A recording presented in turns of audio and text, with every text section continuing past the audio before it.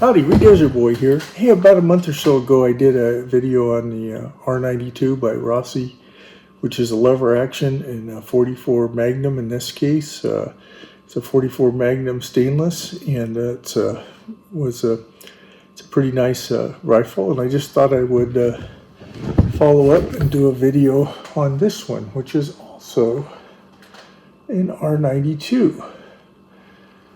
Which is based, to my understanding, on the 1892 design, and I'm sure for various reasons Rossi calls it a R92. That's their name for it. Got a nice 20-inch barrel there on it. Stainless, got polished stainless on it, and once again, it's a side gate loader, as you can see here. It's a top ejector, has a thumb safety up here, has an adjustable rear buckhorn sight here.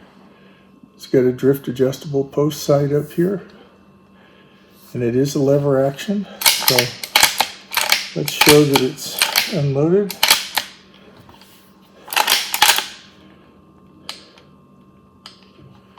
And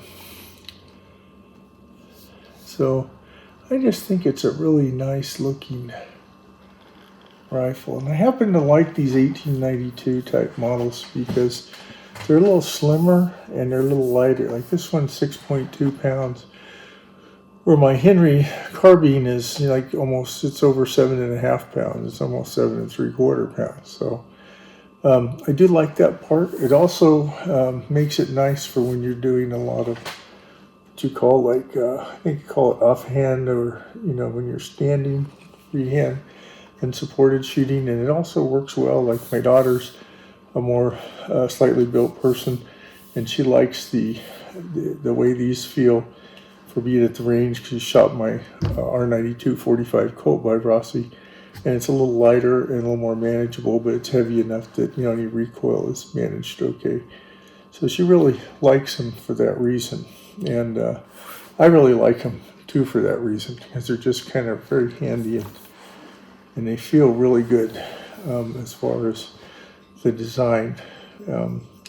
Henrys are nice too. They have their place, and I will do a video comparing this to my Henry carbine and talk about why I have two 38 357. So 38 caliber special, 38 special plus P 357 Magnum.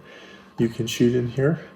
It's kind of nice because it gives you some versatility as far as the power of the round, and also the cost of going to the range. Shooting 357 Magnum is going to be more expensive than shooting 38 special.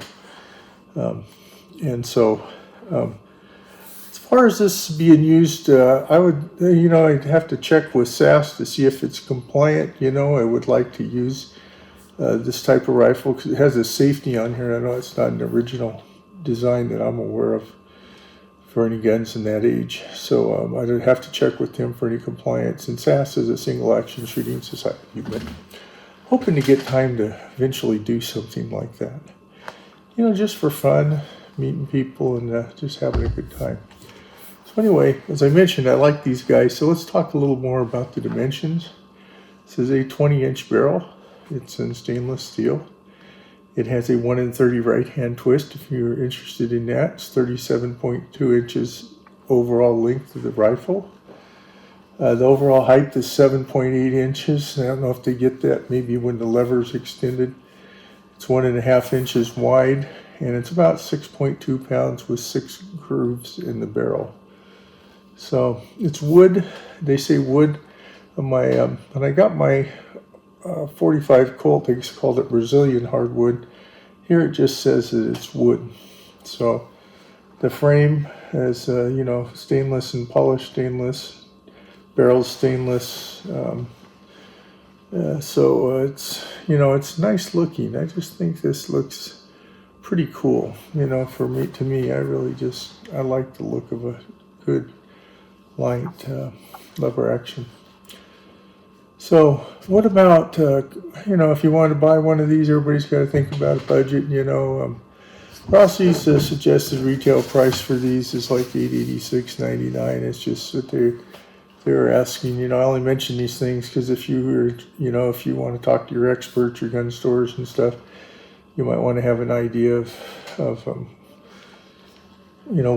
how things fit into your budget. I know I have to do that. I think I probably paid more, closer to $700 or something for this new, and I think my 44, I think it was like $800, and its retail, manufacturer suggested retail, I think it was like $1073 or something like that. So I will compare also those two, as well as the two 357s, 38 357s, but I just kind of wanted to share this with you. I really like these. Like I said, there's a lot of reasons for them. They're a little lighter. They're not huge in the forestock. Comfortable fit, reasonable price. Side gate loader. 10 rounds and variety of ammunitions, and fairly reasonable for that. And so that makes it kind of nice. So anyway. It has the butt plate on it too, so seamless butt plate. So something to share with you. Hopefully you can find that kind of interesting. I've made this video I don't know how many times. Sometimes you as YouTube creators can understand that. Sometimes you just have a day where that happens. And I do have some, I guess I'd call them kind of bloopers. I'll probably tack them on to one of my videos here when I'm going to do a couple more, like I said, on the lever actions, the comparisons and so forth. I'll put them in there somewhere on probably the next one of the next sets of lever actions. So one more little piece that I meant to add was these are top ejectors, as we talked about. So that's why sometimes people like having side ejectors, because they want to put a scope on them. My understanding, if I remember right, and people that are more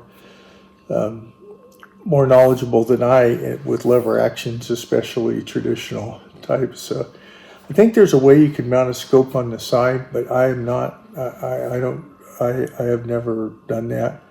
I'm not familiar with that, but generally that's one of the features that people like about having ones that are side gate ejectors, is it allows them to mount a scope on top a little easier. But I love these with the open sights. Whether it's, I'm sure I'll like this one when I get it to the range, but my 45 Colt, I just really love it with the open sights. So just something else to think about there. Be safe out there, whatever you're doing, as your Desert Boy says. If you like this video, please like, comment, and subscribe.